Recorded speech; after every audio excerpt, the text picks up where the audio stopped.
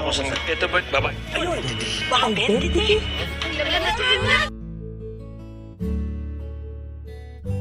Aking tala sa gabing madilim, ikaw ang bawat sana sa lahat ng hiling. Sa hirap man o sa saya ay May kusang ito ba? Baba. Ayun, baka identity. Ay, grabe talaga nangyayari ngayon sa abot kamay na pangarap na kung saan unang-unang pinakita dito is itong hang si Moira. And yes guys, talagang pinaghahanap na ito, no? At actually itong hang si Moira is alam niya na yung totoo na hinahanap na siya ng mga polis at ng mga tanyag. Actually naiwan pa nga siya dun sa Apex, no? At nakita pa nga ni Eric. At buti na lang itong si Eric is hindi ganong bad trip dito kay Moira, kaya nakatakas pa ito. Napaitakas pa niya to. Sabi pa nga niya, salamat ka at ginagalang ko ang doktor mong anak, kasi kung hindi is pinahuli na kita sa police. Yes guys, nagmamadali nga itong si Moira at pinuntahan pa nga ng mga polis yung kanyang apartment, kanyang tinutuluyan. Ngunit sa pagpunta ng mga polis doon is huli na ang lahat, na wala na yung gamit niya, mga gulo-gulo na doon at tila nagmamadali.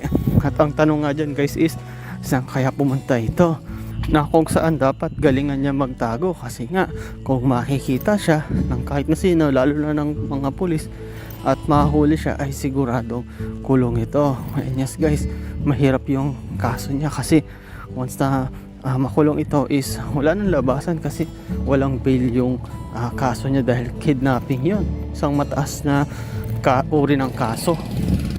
Kaya nga ang ginawa nito is nag-empake siya agad, at actually dala nga niya yung kanyang pera na ninakaw, o yung 30 million na nawawala dun sa 100 million na pinansa noon ng mga tanyag para nga dito kay Don Pepe. Yes guys, nagmamadali siya. Actually hindi nga niya alam kung saan niya itatago ito, na kung saan nga ang pera ay napakadami, kaya may hirapan siyang bitbitin ito hanggang sa mapadpa siya sa isang lugar, no, na kung saan inisip niya na walang tao. Kaya ang ginawa niya is buti may dala siyang pala, no, tapos dun naghukay siya. At nung naghukay nga siya, inisip niya, patingin-tingin siya, no, kung may tao ba o wala. Pero napansin niya walang tao, is binaon niya dun yung pera niya. Yes guys, talaga naghukay itong si Moira, tinago yung pera na nagbabaka sakali nga na pwede pa niya itong balikan, kasi nga milyones din yun, no. Ngunit sa ginawa niyang paghuhukay, hindi niya napansin na meron palang nakatingin sa kanya na isang lalaki o isang matanda na nagtataka din ano yung ginagawa niya. At nung pag-alis na tong si Moira is nagmamadali din siya, isakto naman din is pumunta doon yung lalaki. Actually medyo kinakabahan nga siya, kasi inisip niya baka patay yun o kung ano man, bomba or what. Pero yun nga guys, ang ginawa nga din niya guys is hinukay niya yung hukay na hinukay ni Moira. At nagulat siya sa nakita niya is guys, isang bag tapos punong-puno ng pera. At sa takot niya at pagkaba is ang ginawa niya is kinuha niya yun at pumunta siya sa isang police station. At sa pagpunta niya sa police station is prenesan niya doon ng pera, at nagulat yung mga pulis na napakadami ng pera. Nagulat nga yung mga pulis dahil doon sa pera, at tinatanong nila yung matanda kung saan yun galing. At sinabi nga ng matanda na nakita niya isang babae na tinago yung pera. Then tinanong nila, inaalala mo ba kung sino yung babae? O kilala mo ba? Sinabi ng matanda na hindi.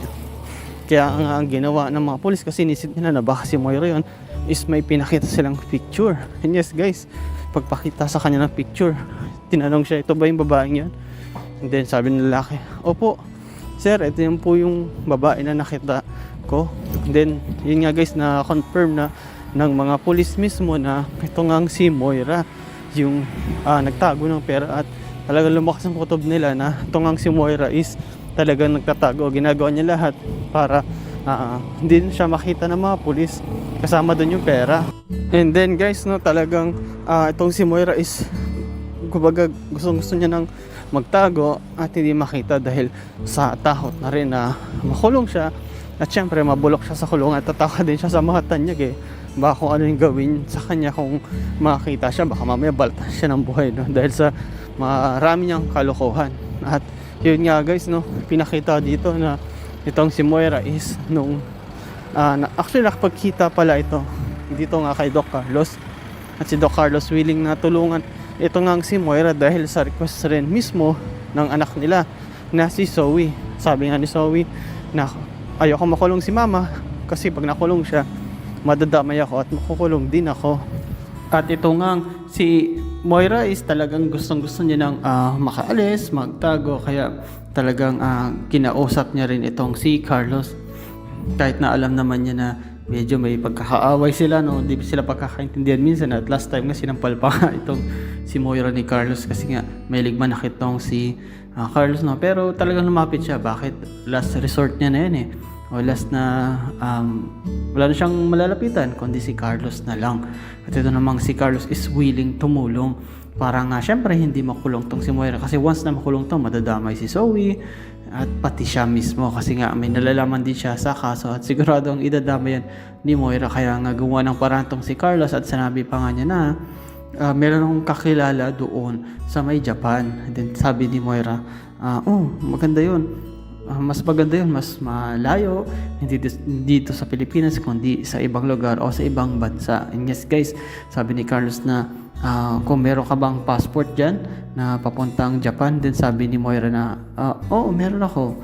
Bakit? Then sabi ni Carlos na may kakilala nga ako na pwede kanyang tulungan doon sa Japan, pwede kang doon tumira, mag-stay at bigyan ka ng new identity. Yes guys, nagulat si Moira, sabi niya, ha? New identity? Yes guys, talaga makapagtago siya doon kasi once na iba na yung pangalan niya, no, iba na yung identity niya, is malamang mahirapan ang mga polis na makita siya o masundan pa siya kasi malayo na yun eh, ibang bansa na yun eh. Kasi kung dito lang sa Pilipinas madali lang siyang mahuli, pero pag sa ibang bansa is siguradong mahirapan doon yung mga polis. Kailangan ng kumbaga intelligence doon sa ibang bansa ng FBI kung sakasakali para lang mahuli tong pugante na si Moira. At talagang si Moira is gustong-gusto niyang makatakas na kasi delikado talaga siya at willing din naman tumulong tong si Carlos kahit na ano, basta lang hindi mahuli itong si Moira kasi mahuli din kasi siya pagka nangyari yun. At itong si Zoe talaga is makakapagpatuloy sa buhay niya na makapagpanggap at maging doktor pa rin at magawa yung buhay na gusto niya. And yes guys, ito pinakita din na ito nga sila Lynette, si Annalyn at si Doc Lyndon is nasa Japan na nga. Yes guys, nilalabig nga sila dun, ano. Actually first time nitong dalawa yung magnanay, si Lynette at si Annalyn. Ito naman si Doc Lyndon is mukhang ilang beses na nakapunta rito at ito nga rin yung nag-guide sa kanila. At actually dito na nga sila sa may Nagoya, Japan. Yes guys, masayang masaya sila, no. Kumbaga nawawala din yung stress nila kahit paano naman syempre, no. Kahit naman ikaw maghanap ka ng isang lugar para pampawala ng stress mo. Then yes guys, dito nga sila pumunta sa Japan dahil nga meron silang convention na gaganapan at nakasama nga rin si Lynette dahil binigyan siya ng passport neto ni Carlos, no, na kung saan yung passport na yan ibinigay noon nung ang maalala niya nasaktan ni Carlos itong si Lynette at bilang ganti yun, passport papuntang Japan at para makarelax din. At pakikita pa talaga yung dalawa, lalo na yung magnanay, is masaya-masaya sila, may bonding time sila. Sabi nga ni Lynette, first time nila dito sa Japan at first time din nila na magsama sila na magnanay na masaya. Ayun din niya yung pangarap ni Annalyn dito, no, na makasama yung nanay niya, mag-enjoy sila. At masaya din si Doc Lyndon kasi nakita niya masaya yung dalawa, wala na tong si Annalyn. At wala pa naman yung training nila, convention nila, pero nililibot po na nila yung Japan at nagpapakasaya sila. At ang tanong, hanggang kailan kaya ang kasayahan nila dyan? O baka mayroon silang pamilyar na tao na makikita dyan? Makita kaya dyan nila si Moira? At ito namang si Moira, tuluyan bang makakatakas ito at makapunta sa Japan?